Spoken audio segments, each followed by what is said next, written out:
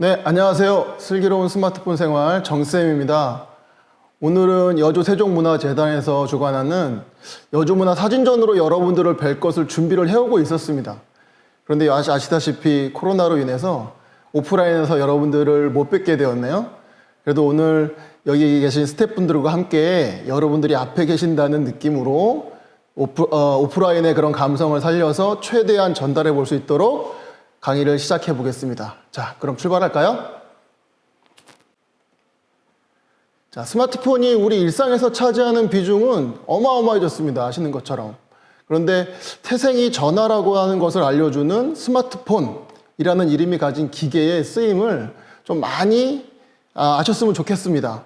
또 그 쓰임이 점점 더 발전해 갈 것이기 때문이죠.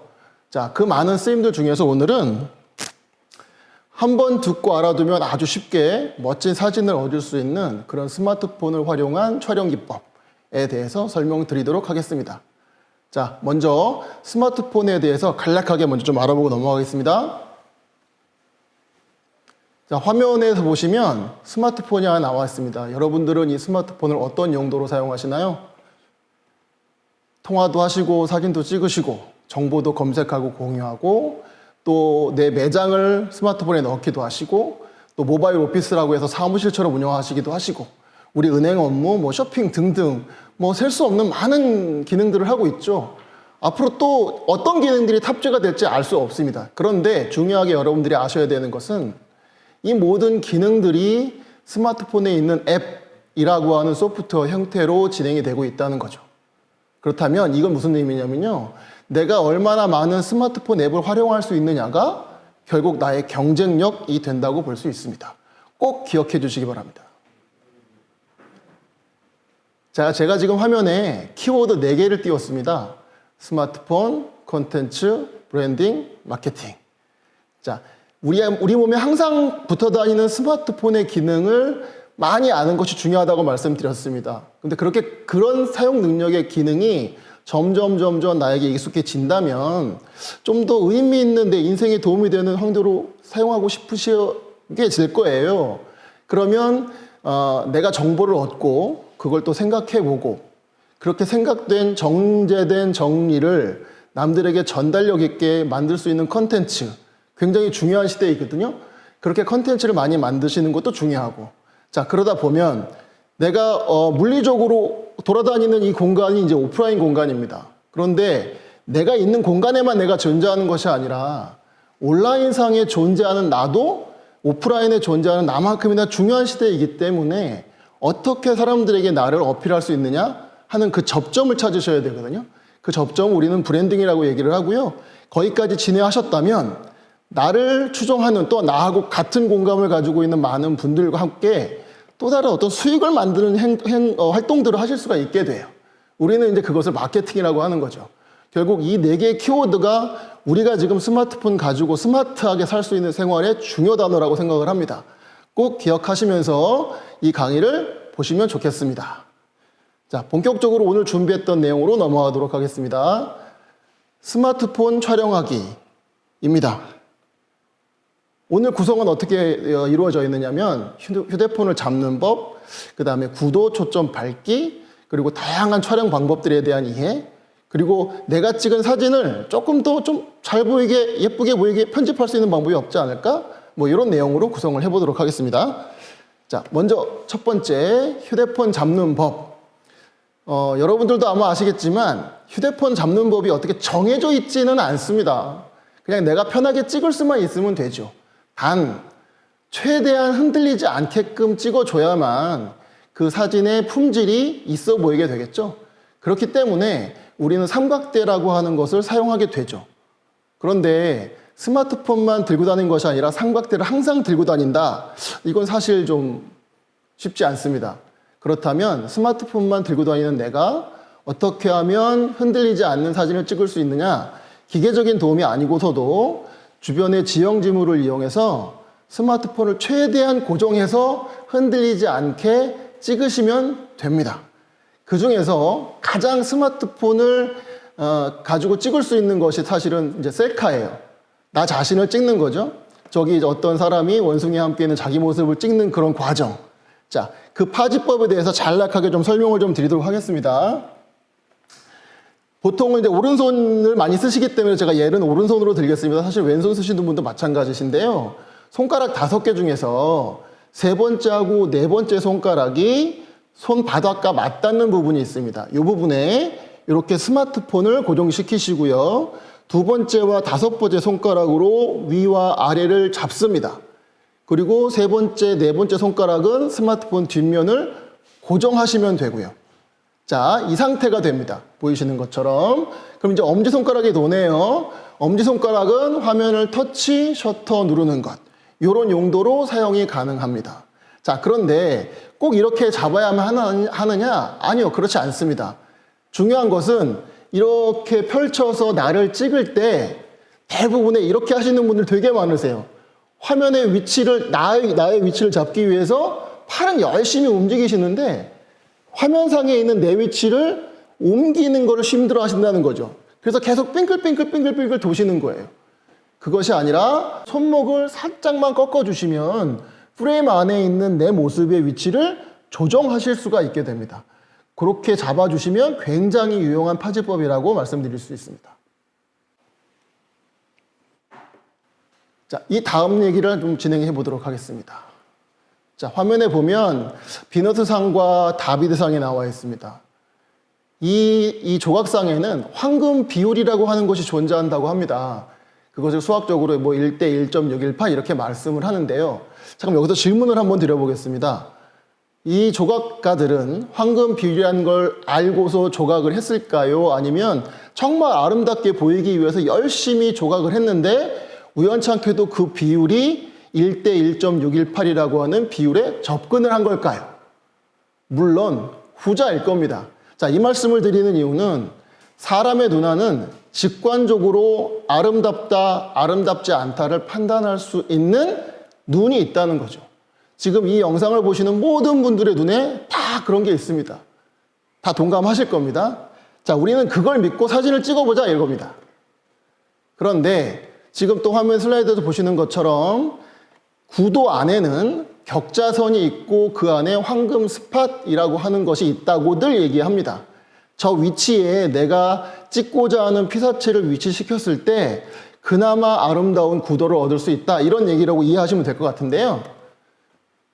자, 이 슬라이드에 보시면 스마트폰 안에 3대3 격자가 보이시죠? 여러분들이 가지고 가신 모든 카메라 앱에는 이 격자가 설정할 수가 있습니다. 그 격자를 설정하는 방법은 카메라 앱을 실행하시고, 즉 카메라를 켜시고요. 그 화면 안에 톱니바퀴처럼 생긴 설정이 있습니다. 그 설정을 눌러보시고 약간의 스크롤 해보시면 이름이 조금 다르긴 합니다만 수직 수평 안내선이라고 하는 이름이 있고요. 또 하나는 그냥 안내선 이런 이름이 있습니다. 그 옆에 버튼을 누르셔서 화면처럼 이렇게 활성화 하시면 됩니다. 근데 요거는 이제 안드로이드 폰에 해당하는 거고요. 만약에 아이폰을 쓰시는 분이시라면 조금 다릅니다. 아이폰은 설정을 먼저 누르시고 그 설정 안에 들어가서 카메라가 있거든요. 카메라를 누르시고 그 안에 격자라고 되어 있는 부분을 눌러주시면 3대3 격자를 확인하실 수 있습니다. 자, 그럼 이 격자를 어떻게 활용할까요? 지금부터 얘기를 진행하겠습니다.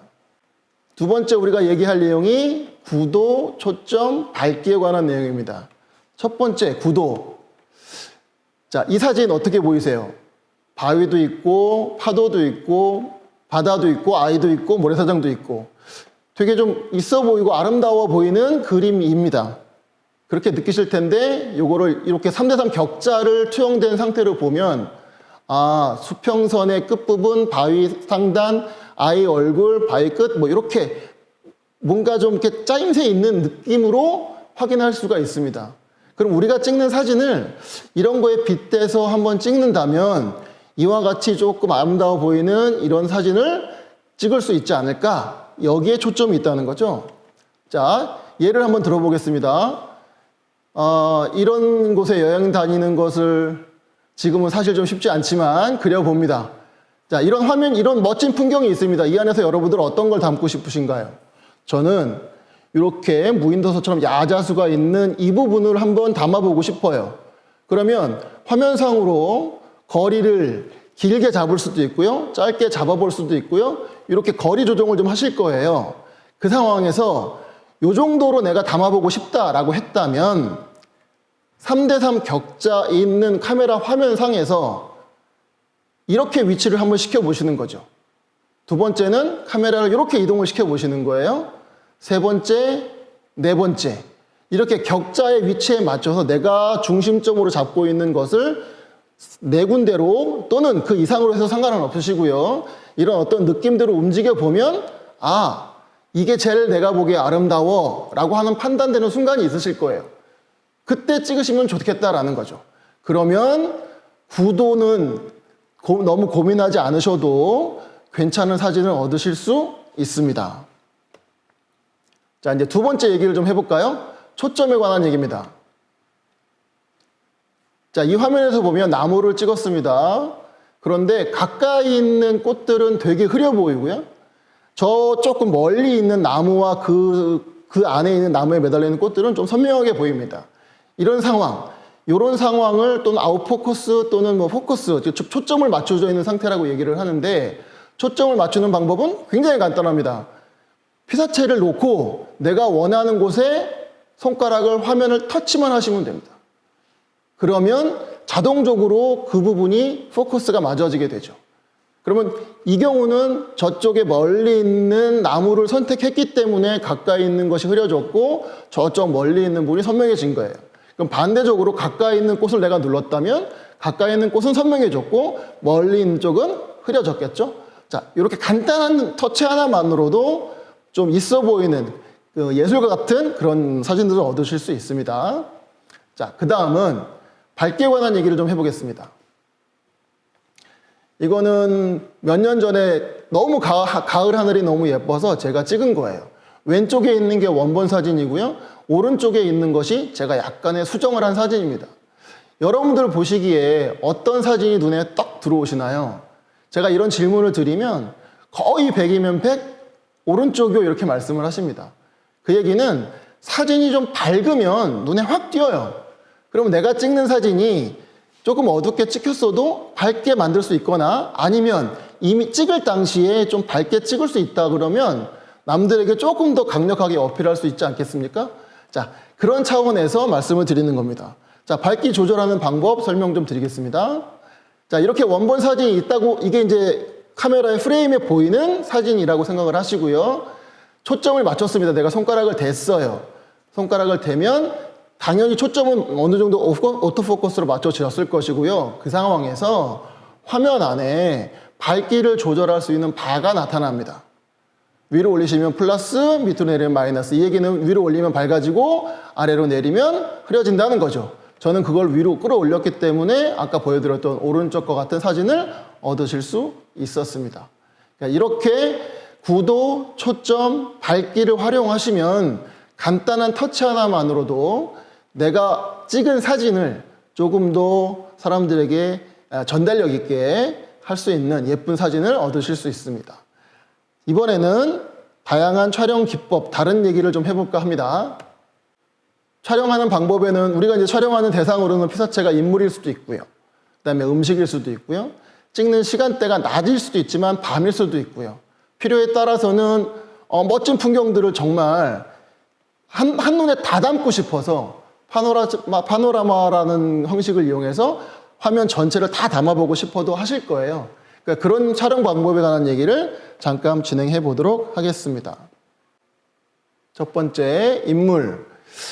인물 사진은 뭐 크게 오토포커스를 사용한다거나 가깝게 찍는 경우를 대비하면 그닥 그렇게 많이 잘 찍는 방법이 그렇게 쉽지는 않습니다. 그냥 얼굴을 선명하게 보이는 정도이겠죠. 하지만 주변에 있는 주변 상황이나 또는 지키고자 하는 그 인물이 가지고 있는 포즈를 조정한다고 하면 정말 느낌 있는 사진을 얻을 수 있을 것 같습니다.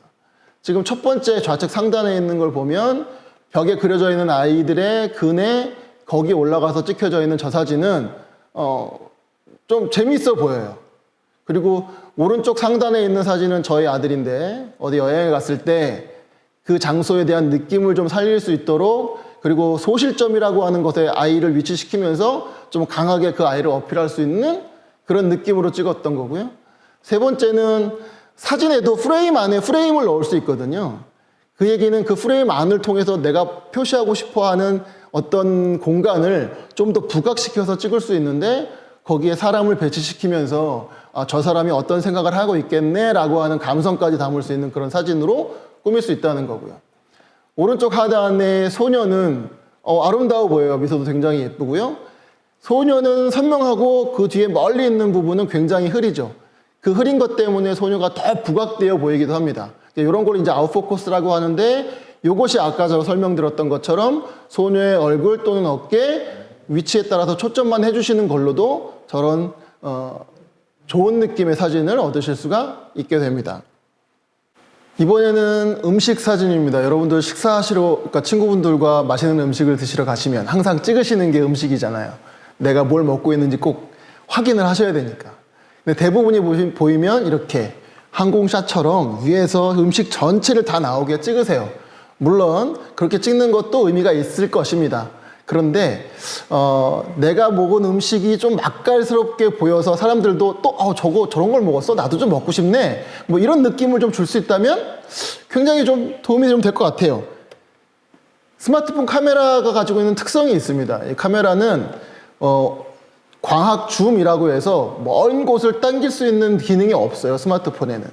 반대로 얘기하면 가까운 곳을 찍는 것은 그 어떤 카메라보다도 못지않은 그런 화질의 사진을 얻을 수 있다는 얘기죠. 그럼 보시는 것처럼 이게 이제 보말로 만든 그러니까 그런 이제 밥인데요. 영양밥인데 이거를 이제 먹으면서 제가 한번 찍어 본 거예요. 화면을 가깝게 찍었을 때 이 사진 보시면서 먹고 싶다 또는 먹음직스러운데 이렇게 말씀하시는 분이 많더라고요. 자, 이렇게 찍을 수도 있고요. 이게 이제 보말국이라고 하는 건데 보말국은 또 이렇게 찍어보고 또 전은 이렇게 이런 식으로 찍어보고 그런 가깝게 피사체를 잡았을 때 훨씬 더 전달하고 하지 않은 그러니까 맛이라고 하는 느낌을 전달하기가 굉장히 수월합니다. 그러니까 멀리도 찍고 가깝게도 찍고 하는 것들을 연습을 좀 많이 해보셨으면 좋겠습니다. 자, 이번에는 밤에 찍는 경우가 있어요. 낮에는 이제 빛이 있으니까 훨씬 더 좀 풍부한 사진들을 찍을 수 있는데 밤에는 사실 사진 찍기가 쉽지 않습니다. 플래시를 터트리는 것 가지고는 양질의 어떤 사진을 얻기가 좀 쉽지 않으세요. 근데 그럼에도 불구하고 밤에 얻을 수 있는 사진이 있죠. 어떤 사진이 있냐면 저 보이는 것처럼 실루엣 느낌의 사진. 저런 느낌의 사진은 밤 아니면 얻을 수가 없습니다. 저렇게 한번 찍어보시는 것도 좋고요. 그 다음에 불빛이 만들어내는 투영된 사진, 하단에 있는 것처럼 오른쪽 하단에 있는 사진처럼 저런 사진들을 얻을 수 있다 그러면 꽤 오랜 동안 간직하고 싶은 사진을 얻으실 수 있을 것 같습니다.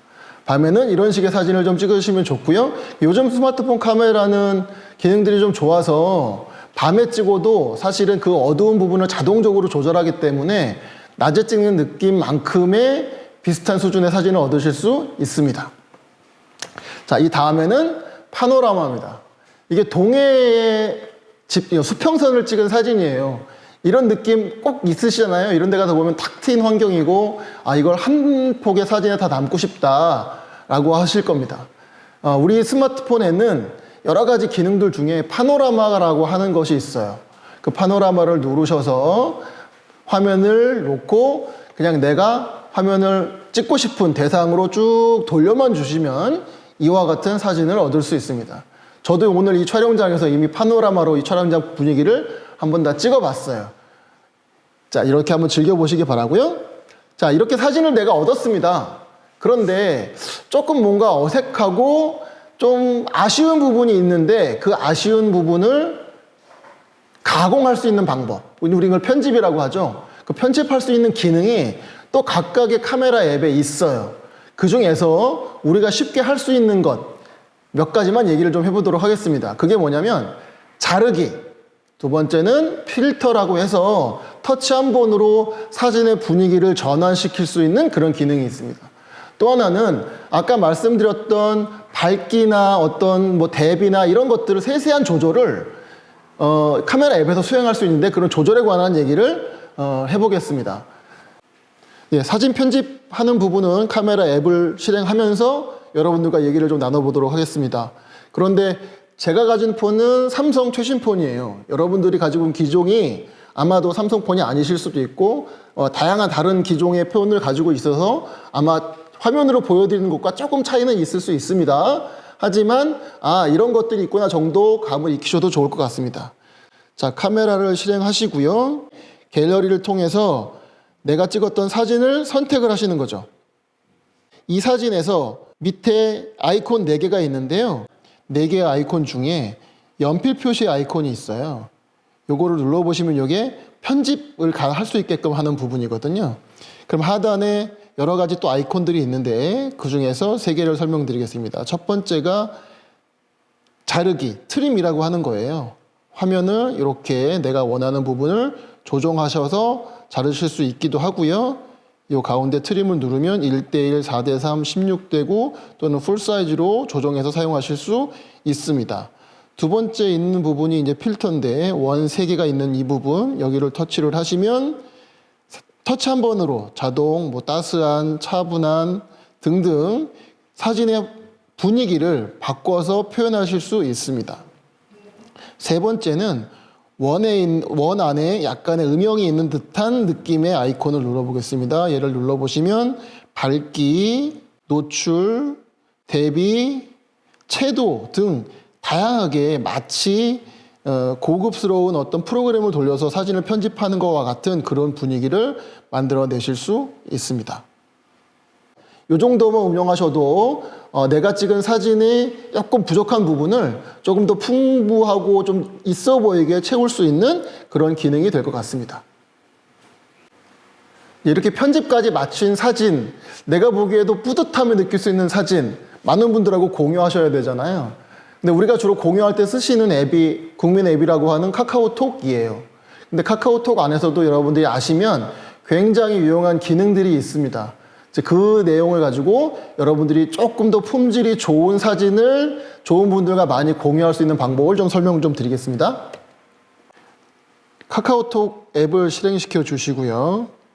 그리고 사진을 선택해서 보내기를 하셔도 되지만 실수하시는 경우들이 종종 있으시니 먼저 보낼 사람을 선택하시고 그 사람하고의 채팅창을 여신 다음에 입력 부분 좌측에 플러스 버튼을 누르시면 내가 보낼 사진을 선택하실 수 있게 돼요. 자, 앨범을 누르시고 그 중에서 내가 전달할 사진을 선택을 하십니다. 그러면 선택과 동시에 보이시는 것처럼 요술봉 모양의 것이 활성화가 됩니다. 이렇게 흐렸다가 검해졌다가 이렇게 되는 부분이 있고 그 옆에 점 3개가 있습니다. 자, 점 3개를 먼저 눌러보겠습니다. 점 3개를 누르면 사진, 내가 전달하고 하자는 사진이나 아니면 영상의 화질을 조정하실 수가 있게 돼요. 이런 경험 있으십니다. 사진을 전달하셨을 때 내가 보낸 것과 다른 화질로 보시는 경우가 있는데 그걸 방지하기 위해서 원본이나 고화질로 각각 조정하셔서 사용하시면 되겠습니다. 그리고 요술봉 버튼에 눌러보시면 하단에 5개의 아이콘이 있거든요. 첫 번째 지금 활성화되어 있는 것이 카메라 앱에서 설명드렸던 필터의 기능입니다. 깨끗한 걸 누르면 화면이 좀 바뀌고요. 따스한 약간 색이 변하면서 따스해지고 달빛, 샴페인 등등 터치 한 번으로 그 사진의 분위기를 바꿔주실 수 있고요. 두 번째, 트림, 자르기를 누르시면 카메라 앱에서 있는 그 기능이 그대로 있습니다. 1:1, 3:3, 4:3 또는 또 자유롭게 사진의 위치를 잘라내실 수 있고요. 세 번째는 회전. 만약에 내가 찍었는데 사진을 잘못 찍어서 가로로 찍히거나 세로로 찍히거나 하는 경우가 있을 때 회전해서 사용하시면 되고요. 좀 유용한 기능은 이 스티커 기능입니다. 사진을 찍었는데 원치 않는 사람의 인물이 사진 안에 들어가 있을 수가 있습니다. 초상권의 문제 때문에 사실 꺼려지시기도 하는데 그때 이 스티커를 선택하셔서 그 부분의 위치를 가려서 이렇게 만들어 놓으시면 조금 다른 재미있는 느낌의 사진을 얻으실 수가 있고요. 마지막으로 여기 이제 그리기가 있는데 사진에다가 내가 원하는 글씨를 넣거나 그림을 넣으실 수가 있어요. 그런데 이거는 이제 손가락으로만 운용하는 만의 경우라면 좀 그렇게 유용하진 않습니다. 펜이 있는 경우라면 좀 더 세밀하게 구성할 수 있긴 하고요. 자, 카카오톡은 여기까지 설명드리겠습니다. 자, 이렇게 앱을 사용하시면 좋을 것 같습니다. 예, 제가 오늘 준비한 내용은 여기까지입니다. 여러분들이 사용하시는 데 있어서 무심코 내가 들고 다니면서 예쁜 풍경이나 사진들을 많이 찍으시는데 다시 좀 정리해 보자면 구도, 초점, 밝기 유념하셔서 사진을 찍으신다면 평소보다는 조금 더 나은 퀄리티의 사진을 얻으실 수 있다. 그리고 그렇게 마음에 드는 사진을 다른 사람들에게 전달하고자 할 때 조금 더 고품질로 전달했을 때 그들과 내가 공감할 수 있는 환경이, 공감할 수 있는 공감대가 더 커지기 때문에 그것들을 카카오톡에 있는 기능들을 활용하셔서 보내시면 좋을 것 같다. 이렇게 말씀을 드리겠습니다. 자, 여기까지 슬기로운 스마트폰 생활의 정연구였고요. 요 다음에 또 다른 기회가 있다면 화면으로 여러분들을 또 즐겁게 만나 뵙도록 하겠습니다. 감사합니다. 다음에 뵙겠습니다.